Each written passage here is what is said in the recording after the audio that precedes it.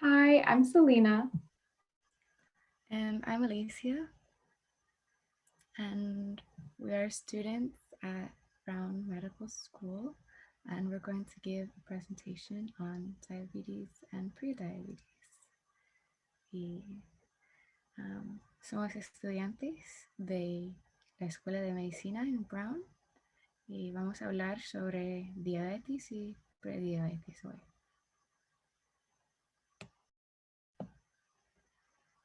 So we'll start out with general information about diabetes and facts and statistics, talking about how common diabetes is. And then after that, we'll talk about prediabetes and diabetes. En esta presentación vamos a hablar sobre información general, prediabetes y también diabetes.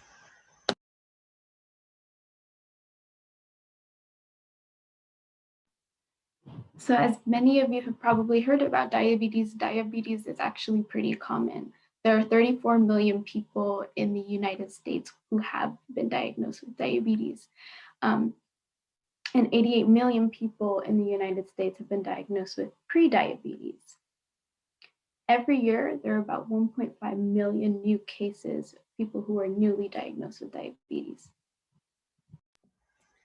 Tenemos unas estadísticas para mostrar la importancia de diabetes y prediabetes en los Estados Unidos. Hay 34 millones de personas en los Estados Unidos con diabetes, 88 millones de personas en los Estados Unidos con prediabetes y 1.5 millones casos nuevos de diabetes cada año en este país.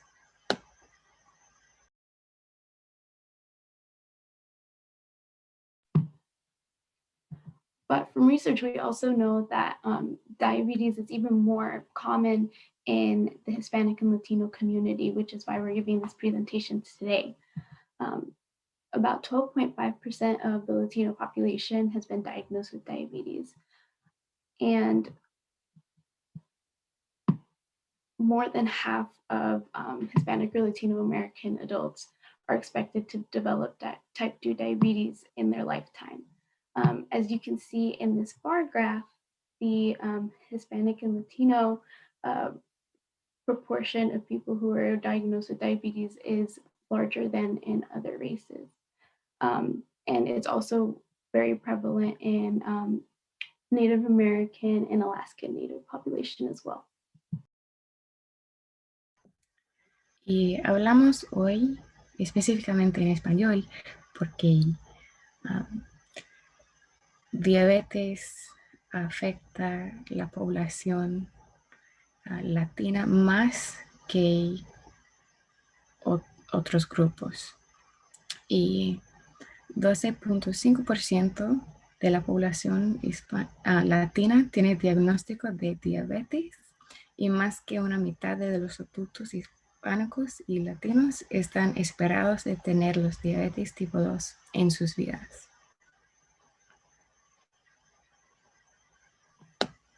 And we also wanted to add that there are a lot of different reasons why there's a higher proportion or higher number of people in the Latino community who are diagnosed with diabetes. And we don't want to make it sound like it's about like race or genes, but there are so many different reasons why there is this difference.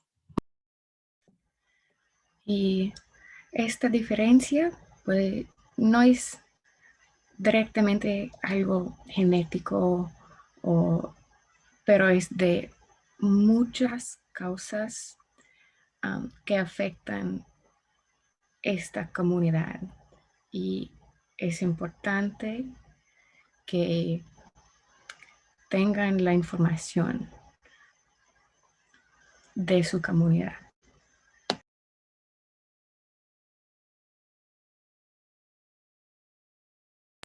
So as we're talking about diabetes, we think it's important to know about diagnostic tests that a lot of times you'll hear from your doctor. So A test that a lot of people have probably heard about is blood glucose. So this test will show you how, or when you're getting it at the doctor, they'll take your blood and it'll measure how much sugar, or which is called glucose in medical terms, is in the blood on that day that you take that test. And then the second test that we think is important for everyone to know about is A1C. So hemoglobin A1C is a blood test for both prediabetes and type 2 diabetes. And what it's doing is it's measuring the average blood sugar over the past 3 months. So they're looking in your blood and they're looking at your cells and just seeing how much was the blood sugar over the past 3 months on average. Estas son unas pruebas diagnósticas que son importantes para saber cuando va al doctor. La primera prueba es la glucosa sanguínea y es una prueba que mide el nivel de azúcar, la glucosa en la sangre para ese día. Y la prueba A1C mide la hemoglobina A1C y es una prueba de sangre para diabetes y prediabetes y diabetes tipo 2 y mide la media nivel de azúcar en la sangre durante los últimos 3 meses.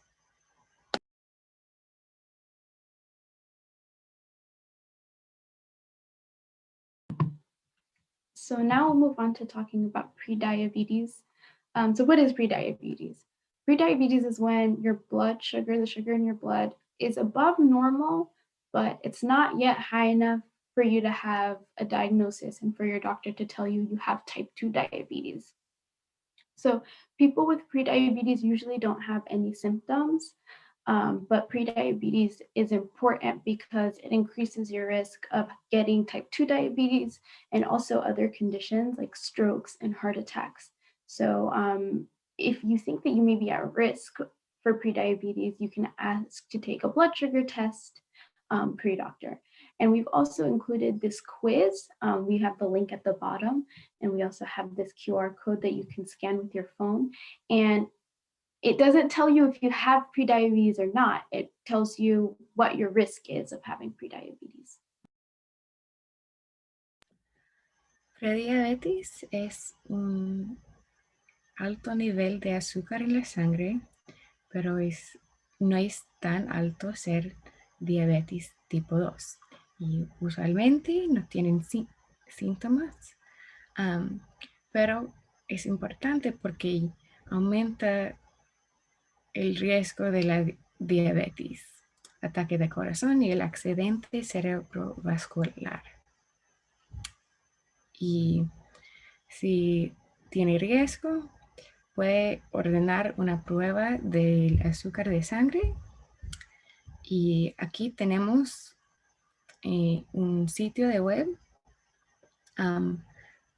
Y esa es una prueba con preguntas para medir el nivel de riesgo.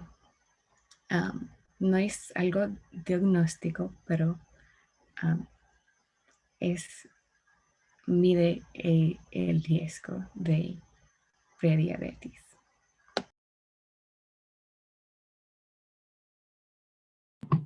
And prediabetes is so important because it's an opportunity to make some changes and work with your doctor to prevent having diabetes. A lot of studies have shown that 2.5 hours of fast walking or other type of cardio exercise every week can help reduce the risk of diabetes. Also, weight loss of only 5 to 7% of your body weight. So if you're 100 pounds and you lose 5 pounds, that would be 5%. That also lowers your risk of diabetes. Some other things are to limit foods with a a lot of just simple sugar, simple carbohydrates like white bread or just white rice, and other processed foods. Um, Another tip is to reduce the portion size of your meal. So not changing what you eat, but just eating a little bit less than you would normally, and to increase fiber in your diet. Hay cosas que podemos hacer para prevenir la diabetes. Primero, ejercicio cada semana, perder un poquito de peso, reducir el consumo del azúcar, los carbohidratos refinados y los alimentos procesados. Y también tener porciones más pequeñas y aumentar el consumo de fibra.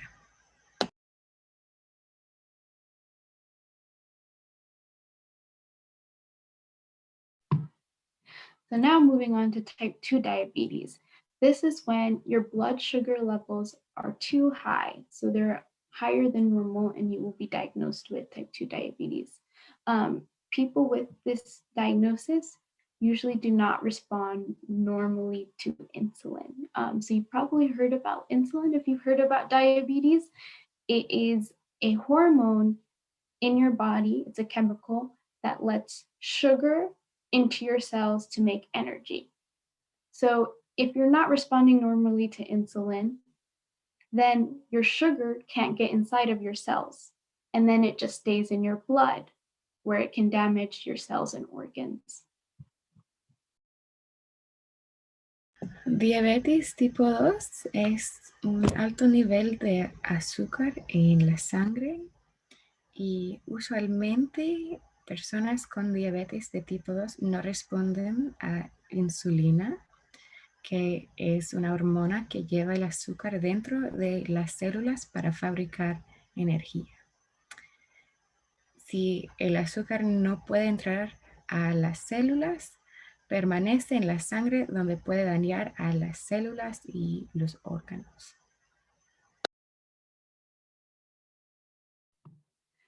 So it's important to notice some of the symptoms of type 2 diabetes and whether you or someone in your life might have them. So some of the most common symptoms are being very thirsty, peeing a lot more often, waking up in the middle of the night to pee, being very hungry, being more tired than usual.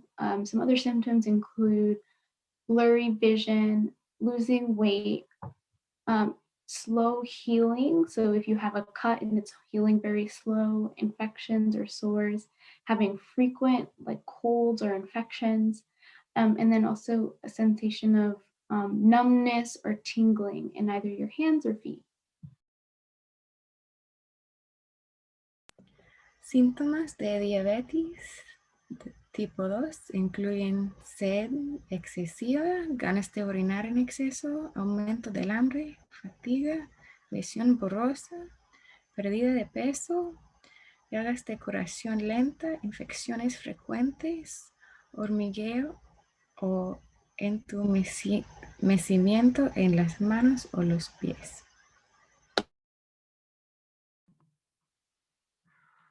And once you've been diagnosed with diabetes, it's really important to work with the people in your life and work with your healthcare team to manage it, because there are a lot of different complications if you don't manage your blood sugar, like cardiovascular disease, damage to your nerves, damage to your kidneys, your eyes, your foot, risk of amputation of your foot or lower legs, skin infection risk, damage to hearing, Alzheimer's, and depression. Es importante que mantengan la salud porque hay muchas complicaciones que vienen con diabetes y incluyen enfermedad cardiovascular, daño a los nervios, a los riñones, a los ojos, a los pies, riesgo de infecciones de piel, deficiencia de oído, enfermedad de Alzheimer y depresión.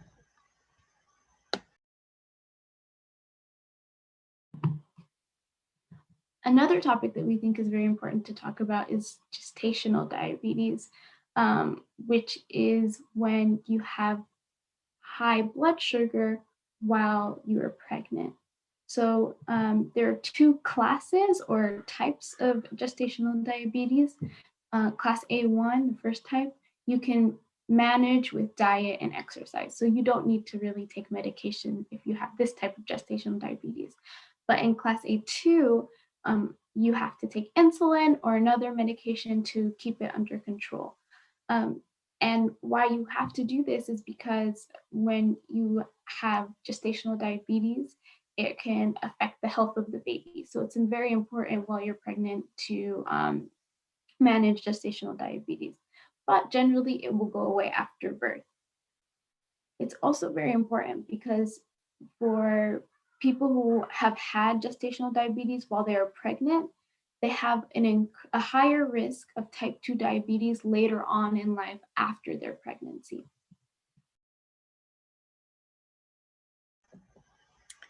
Diabetes gestacional es un alto nivel de azúcar en la sangre durante embarazo.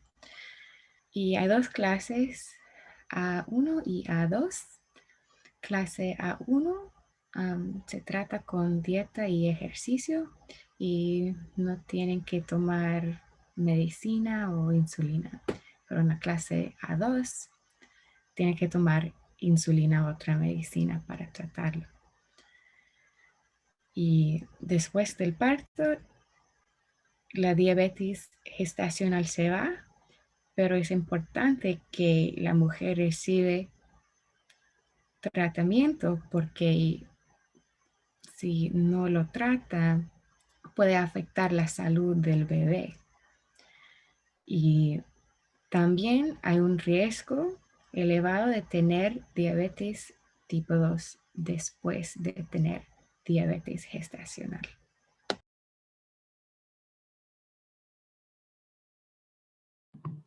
And Alicia also brought up gestational diabetes in this presentation and thought that it was important because it tends to affect the Latino population more. So Latino women are 50% more likely than non-Hispanic, Caucasian, or white women to have gestational diabetes. And like we said before, there is a higher risk of type 2 diabetes after. So if you have had gestational diabetes, you should follow up with a doctor every 3 years to test your blood sugar levels to make sure that you don't have type 2 diabetes.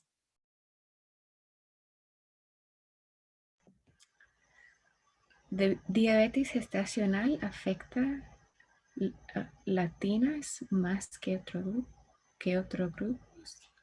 grupos. Latinas son 50% más propensa a tener diabetes gestacional que mujeres caucásicas. Y si ha tenido diabetes gestacional, tiene riesgo elevado de tener diabetes tipo 2. Debe ir al doctor por un consulto cada 3 años para probar el nivel de azúcar en la sangre y pueden hacer cosas para prevenir las complicaciones.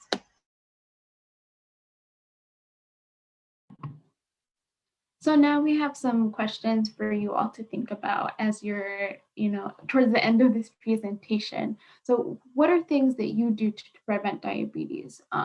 Or what are things that you do generally every day to take care of your health? Tenemos una prueba para pensar más que diabetes y la prevención. ¿Qué hace para prevenir diabetes o mantener la salud en general?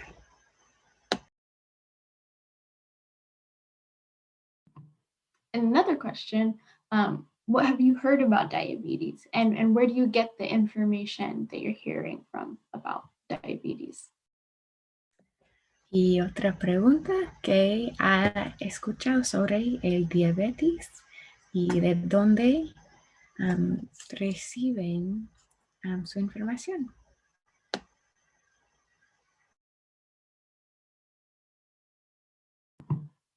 And then finally, we wanted to kind of address some frequently asked questions about diabetes. So if you're overweight, are you definitely going to have or develop type 2 diabetes? And we wanted to tell you, no, being overweight doesn't mean you will get type 2 diabetes. There are people who are not overweight that can get to diabetes, and there are people who are overweight that live their whole lives without diabetes. Weight is only one of the risk factors for type 2 diabetes. It's also important to consider family history, physical activity, how much exercise you're getting, and age. So don't only think about weight when you're thinking about type 2 diabetes risk. Esa pregunta, si tiene sobrepeso, ¿desarrollará diabetes? Definitivamente no. Las personas que no tienen sobrepeso pueden tener diabetes tipo 2 y las personas que tienen sobrepeso también pueden vivir sin diabetes por todas sus vidas. El peso es solamente un factor de riesgo. También tenemos que incorporar la historia médica de la familia, la actividad física, la edad y también otros factores son importantes. And then our final frequently asked questions, do people with diabetes have to completely stop eating all of the carbohydrates in their food and completely stop eating desserts? No, not necessarily. So carbs are part of a healthy diet. They give you energy, right? So rice is a part of a healthy diet. Bread is a part of a healthy diet, but eating too many carbs can raise your blood sugar. So it's important to, if you can, not eat like refined or fast carbs. So if you can try and eat brown rice, or if you can try and eat whole wheat bread, that helps because it breaks down in your body slower. And it doesn't make your blood sugar go as high. And it's also, like we said before, important to control your portion size. If you eat smaller portions, that also helps. And when it comes to desserts, if you can try to limit desserts only for special occasions like birthdays or graduations, and when you do eat small portions, you can still have those parts of your life and you don't have to completely cut them out. ¿Verdad? Las personas con diabetes no necesitan dejar de comer carbohidratos y postres por completo. Los carbohidratos son parte de una dieta saludable, incluyen arroz, pan, tortillas, y comer demasiado carbohidratos puede elevar el nivel de azúcar en la sangre. Entonces, si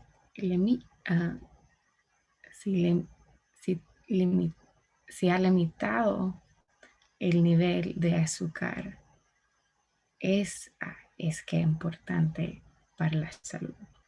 Es importante controlar el tamaño de su porción o cuánto come, y trate de comer postres solamente en ocasiones especiales y comer porciones pequeñas. Entonces, en cumpleaños también puede comer pastel.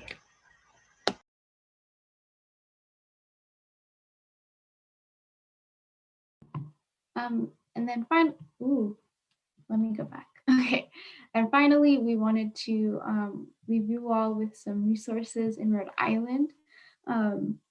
So Progreso Latino, which brought us to talk about diabetes, also has a diabetes self-management program, a pre-diabetes program, and a walk-in program. So you can contact Denise Abro, whose phone number is here at the bottom, 401-305-0510, or email at dabro@progresolatino.org to try and enroll in any of these programs and access these resources.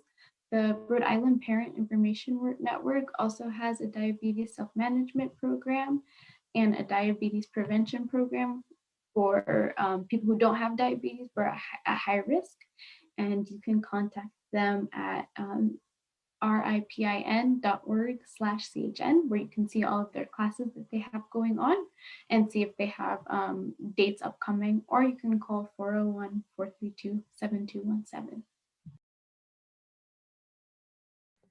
Tenemos recursos para compartir en Progreso Latino. Hay programas para prediabetes, para caminar y para mantener la salud y diabetes.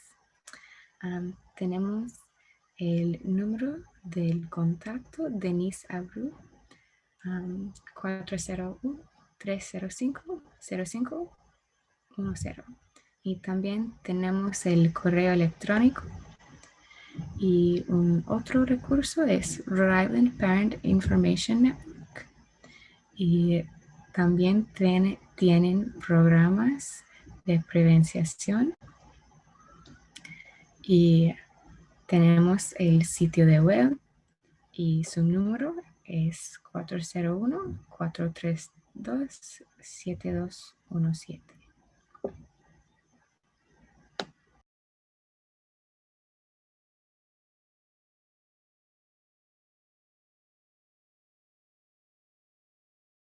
That's the end of the presentation. Thank you so much to Progreso Latino, and if you have any questions, I'm sure that you can reach out to them or any of the resources that we provided.